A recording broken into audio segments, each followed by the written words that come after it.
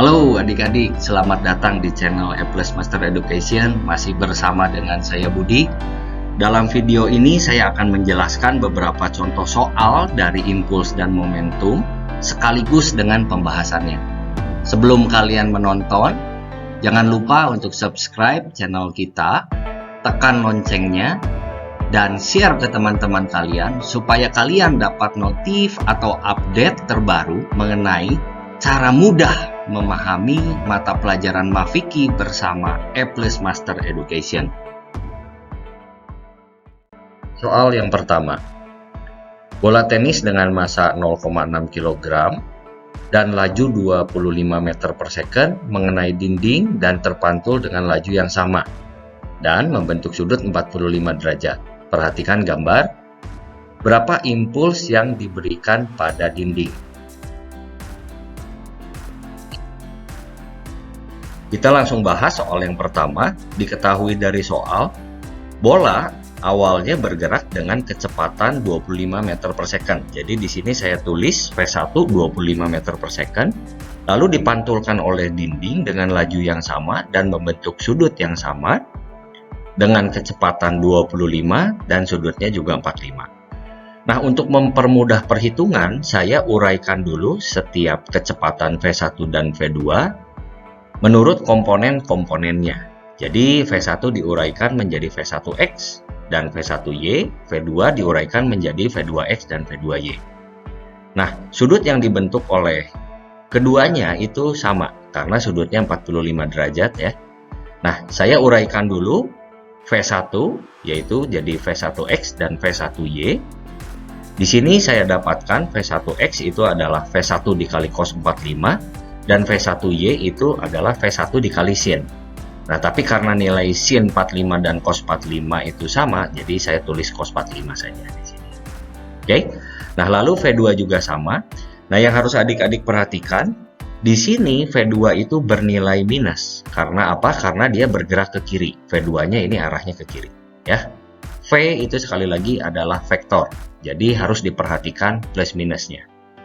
Oke. Lalu untuk mempermudah, saya hitung dulu di sumbu X, impuls di sumbu X. Impuls itu adalah perubahan momentum, jadi M dikali delta V.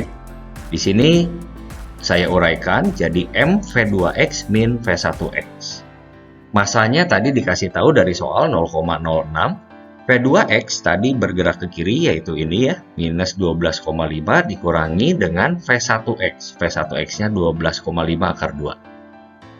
Oke, nah maka hasilnya adalah 0,06 dikali dengan minus ya, minus 25 akar 2. Saya dapatkan impuls di sumbu X itu adalah minus 1,5 akar 2 Newton second.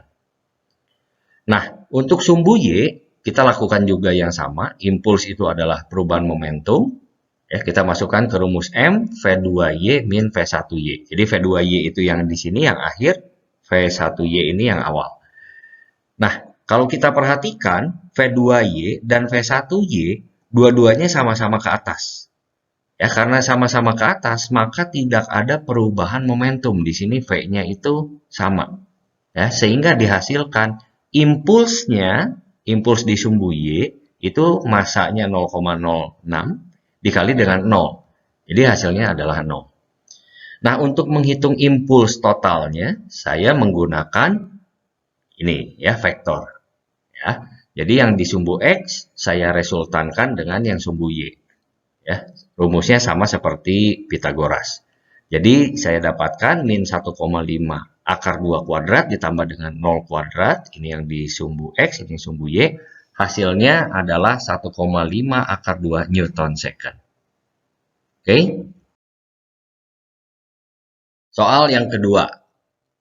Grafik di bawah ini menyatakan hubungan gaya F yang bekerja pada benda bermassa 5 kg terhadap waktu T selama gaya itu bekerja pada benda.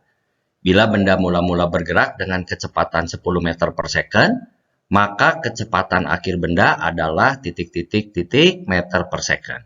Kita langsung bahas soal yang kedua ini. Nah, untuk mencari impuls apabila diketahui grafik FT, kita cukup mencari luas daerah di bawah grafik. Cuman adik-adik harus hati-hati, karena dalam bab ini merupakan vektor, F itu vektor, V itu vektor, impuls itu vektor, momentum itu vektor.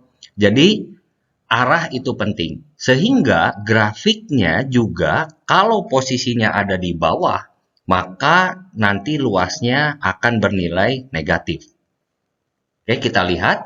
Jadi impuls yang bisa kita cari dari grafik ini itu adalah menjumlahkan luas trapesium dan luas segitiga. Sekali lagi, karena luas segitiganya berada di bawah, maka luas segitiga ini jadinya negatif. Makanya tanda di sini itu negatif. Oke. Nah, kita bisa mencari luas trapesium dengan rumus luas dan mencari luas segitiga. Tapi permasalahan dalam soal ini, kita lihat alas segitiganya kita sudah tahu panjangnya 1, tapi tingginya kita belum tahu. Jadi saya ambil dulu kedua segitiga ini, karena dua segitiga ini yang biru dan yang merah ini adalah sebangun, maka saya cari dulu perbandingannya. Perbandingannya adalah X banding 1 sama dengan 20 banding 4.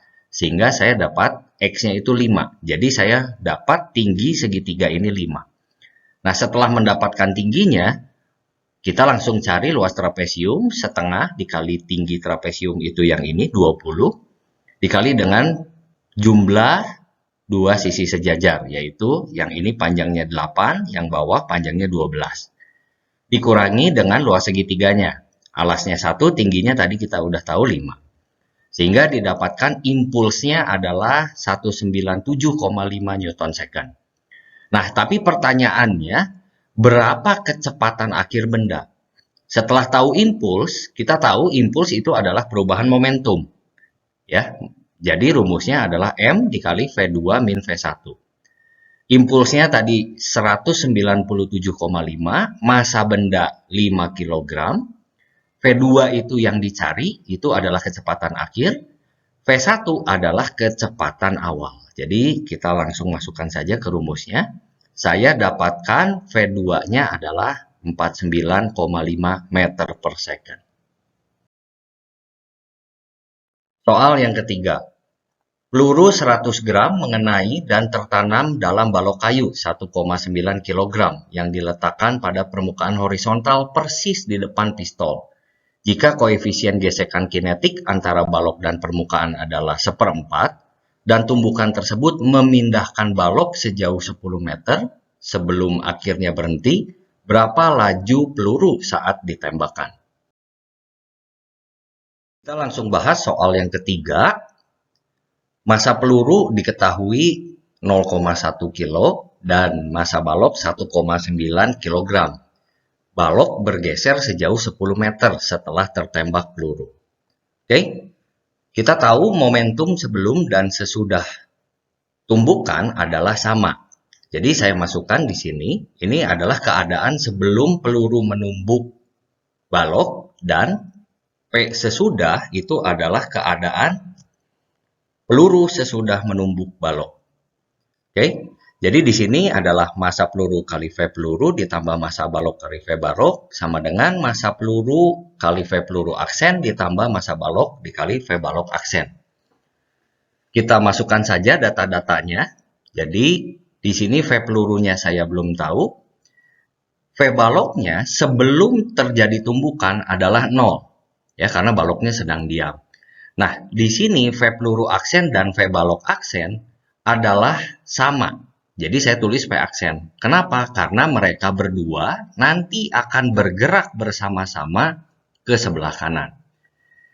Dari sini saya hitung hasilnya adalah 0,1 Vp sama dengan, ini bisa dijumlahkan karena sama, jadi 2 V aksen.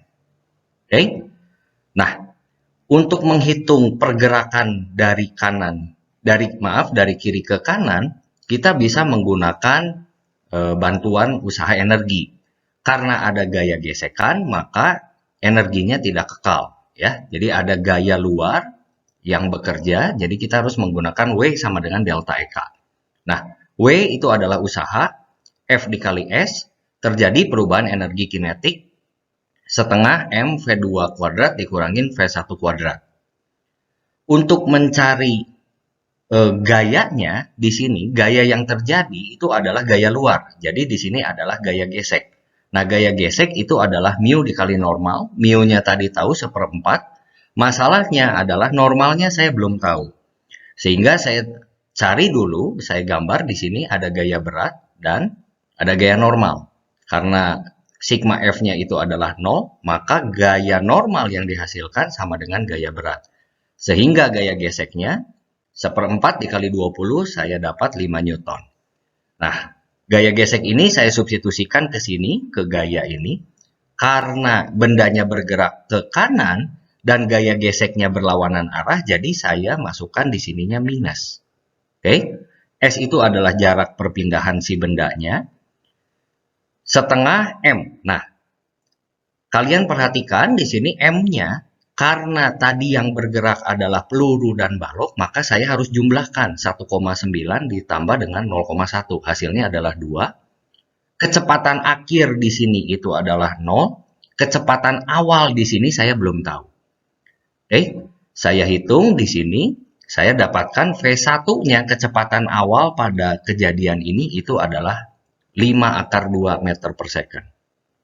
Nah, kecepatan awal pada kejadian ini itu adalah menjadi kecepatan akhir yang sesudah tumbukan tadi, peluru dari sini ke sini. Sehingga V aksennya itu adalah 5/2, saya substitusikan. Sehingga V peluru awalnya itu saya hitung, hasilnya adalah 100/2 meter per second. Soal yang keempat, benda A bermassa 2 kg dan benda B bermassa 5 kg bergerak pada arah yang berlawanan. Kecepatan A 10 meter per second, kecepatan B 4 meter per second. Jika tumbukan antara A dan B elastis sebagian dengan nilai koefisien restitusi E 0,4, tentukan energi kinetik sistem sebelum tumbukan. Yang kedua, energi kinetik sistem sesudah tumbukan. Yang ketiga, hitung energi kinetik yang hilang. Oke, saya akan langsung bahas. Yang pertama, kita akan mencari energi kinetik sebelum tumbukan. Karena benda tadi bergerak dengan kecepatan 10 dan 4, jadi saya bisa hitung energi kinetik total dari masing-masingnya, yaitu adalah energi kinetik A dan energi kinetik B. Saya langsung jumlahkan. Ya.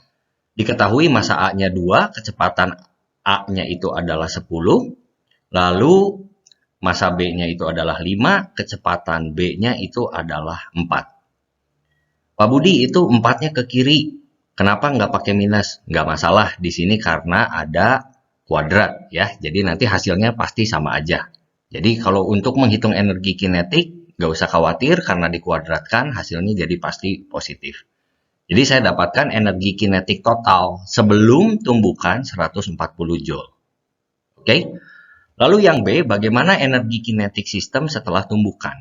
Nah, problemnya saya belum tahu kecepatan akhir mereka berdua seperti apa. Jadi saya harus cari dulu momentumnya, momentum awal dan akhir untuk mendapatkan kecepatan akhir mereka berdua. Oke. Momentum itu adalah MAVA ditambah MBVB, itu yang awal, yang akhir MAVA aksen, ditambah MBVB aksen.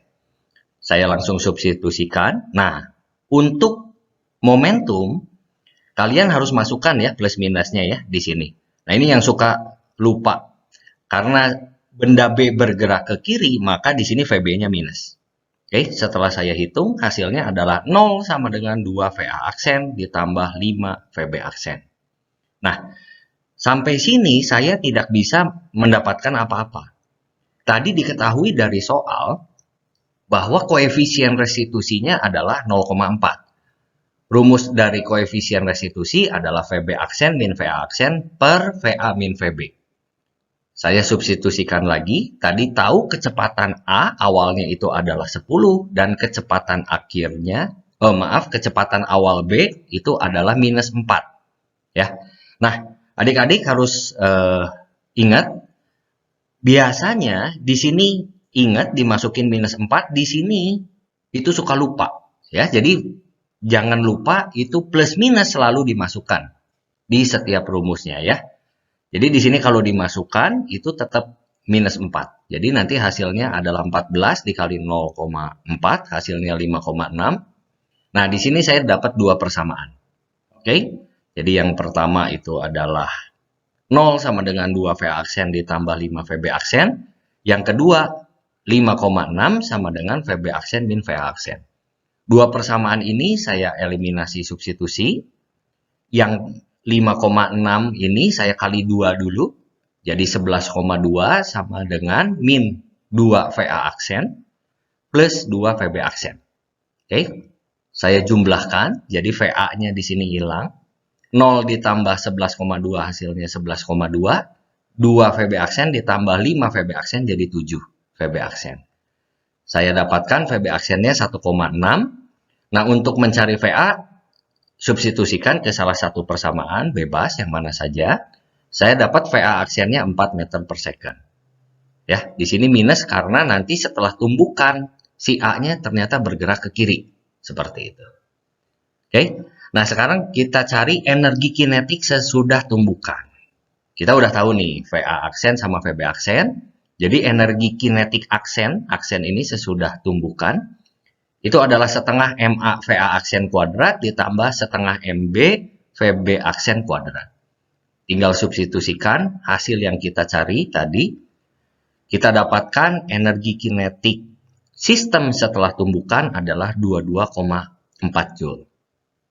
Oke. Nah, yang C, kita mencari energi kinetik yang hilang. Energi kinetik yang hilang, kalau kalian perhatikan, awalnya itu ada 140, akhirnya tinggal 22,4 Joule. Jadi energi kinetik yang hilang, kalian cukup mengkurangkan saja si 140 dikurangi dengan 22,4. Jadi hasilnya adalah 117,6 Joule. Oke, jelas ya? Saya akan lanjut ke soal berikutnya. Soal yang kelima, soal yang terakhir. Suatu ayunan yang bandulnya bermassa M besar dinaikkan pada ketinggian H. Lalu dilepaskan. Pada bagian terendah lintasannya, bandul akan membentur suatu massa M yang mula-mula diam. Apabila setelah benturan, kedua massa saling menempel, maka buktikan ketinggian H yang dapat dicapai keduanya adalah H sama dengan H besar dikali dengan M dibagi M plus M kecil kuadrat. Langsung bahas soal yang terakhir ini. Pertama-tama saya ambil posisi awal benda M besar itu adalah titik A. Acuannya tadi terhadap tanah ya, tingginya setinggi H besar. Nah, saya akan geser si acuannya menjadi tepat di bawah tempat bandul ini berada, ya. Supaya apa? Supaya lebih mudah perhitungannya. Tapi tentu saja tidak akan mempengaruhi hasilnya. Oke, tadi karena geser acuannya sudah naik ke atas, saya anggap ketinggiannya itu H. Oke, nah benda M besar ini akan bergerak ke bawah sehingga akan mencapai di titik B. Kita perhatikan dulu lintasan AB. Nah, kecepatan benda M besar di titik B bisa kita cari menggunakan hukum kekekalan energi. Ya, sehingga saya bilang itu rumus cepat ya. Dengan menggunakan hukum kekekalan energi, saya mendapatkan kecepatan benda di bawah itu adalah akar 2GH. H-nya H yang mana? Tentu saja H ketinggian benda M awalnya. Oke. Nah, waktu di titik B, benda M besar akan membentur benda yang berwarna hijau atau benda M kecil. Sehingga terjadi benturan atau tabrakan atau tumbukan. Sehingga kita bisa menggunakan hukum kekekalan momentum, yaitu momentum awal dan akhir. Kita lihat di sini ada dua benda, M besar dan M kecil. Kita langsung masukkan ke rumus hukum kekekalan momentum. Nah, kecepatan awal benda M besar itu adalah yang ini ya, akar 2GH. Benda M kecil yang warna hijau ini belum bergerak, jadi kecepatan awalnya itu 0. Oke? Nah, karena tadi di soal mereka bergerak bersama-sama, jadi kecepatan akhir dari benda M besar dan kecepatan akhir dari benda M kecil itu bakal sama. Oke? saya gabungkan saja dua ini karena V aksennya sama, jadi M ditambah M kecil. Oke. Nah, jadi saya dapatkan V aksen mereka berdua itu adalah M besar dibagi M besar ditambah M kecil dikali akar 2GH. Oke, kita lihat lagi. Setelah membentur di titik B, mereka berdua akan bergerak dan naik sampai ke ketinggian H di titik C. Jadi, kita lihat lintasan BC ini. Nah, di lintasan BC ini kita juga bisa menggunakan rumus cepat, ya.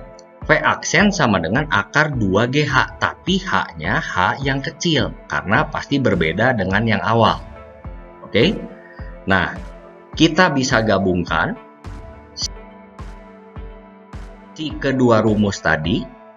V aksen sama dengan M besar per M besar plus M akar 2GH besar, sama V aksen akar 2GH kecil. Jadi setelah saya gabungkan kedua rumus ini, hasilnya seperti ini. Kalau kita lihat di sini ada akar, jadi saya kuadratkan kedua ruas sehingga akarnya jadi hilang. Jadi 2GH sama dengan M dibagi dengan M plus M kecil kuadrat 2GH besar. Di sini ada GH, di sini ada GH, tapi hati-hati H-nya berbeda, jadi nggak boleh dicoret ya. Nah, G-nya ini sama, jadi boleh dicoret. Jadi saya mendapatkan H-nya itu H kecil adalah M besar dibagi M besar tambah M kecil kuadrat dikali dengan H. Nah, tadi saya bilang di awal hal ini tidak akan merubah. Kenapa? Karena kalau acuannya terhadap lantai, di sini ini pasti sama saja ya. Sebelah kiri dan sebelah kanan tinggal dijumlahkan saja tinggi dari acuan sini terhadap lantai. Begitu adik-adik, Sobat E+ semuanya, terima kasih sudah menyimak video ini. Semoga bermanfaat. Sampai jumpa di video yang lain. Tetap semangat.